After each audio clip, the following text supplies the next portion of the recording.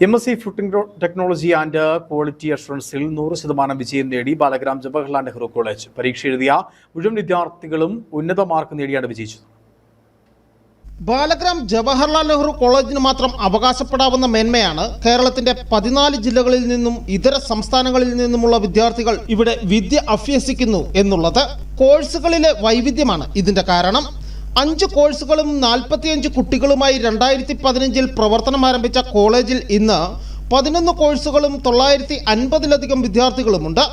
ഇത്തവണ നടന്ന food technology and quality assurance കോഴ്സിൽ 22 വിദ്യാർത്ഥികളാണ് പരീക്ഷ എഴുതിയത്. ഇവരെല്ലാവരും തന്നെ വിജയിച്ചു.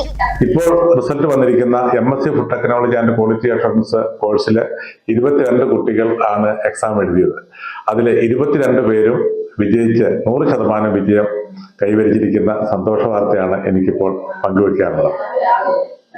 ഭാവിയിൽ ഇപ്പോൾ തന്നെ യൂണിവേഴ്സിറ്റിയിലെ ഏറ്റവും മികച്ച ഒരു കോളേജായിട്ട് നമുക്ക് അറിയപ്പെടാൻ സാധിച്ചിട്ടുണ്ട്.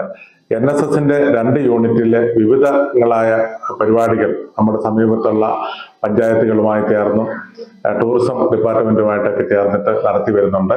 അപ്പം മറ്റ് ജില്ലകളിൽ നിന്ന് വന്ന് ഇവിടെ പഠനത്തിനായി വരുന്ന കുട്ടികൾക്ക് ഇതെല്ലാം വലിയൊരു കാഴ്ചയായിട്ടും അവർക്ക് പഠനത്തിന് വളരെ സൗകര്യപ്രദമായും അവരുടെ മനസ്സിൽ നല്ല സന്തോഷത്തോടുകൂടി പഠിക്കാനും സാധിക്കുന്നത് ഞങ്ങൾക്ക് വലിയൊരു നേട്ടമായിട്ട് തന്നെ കാണാം.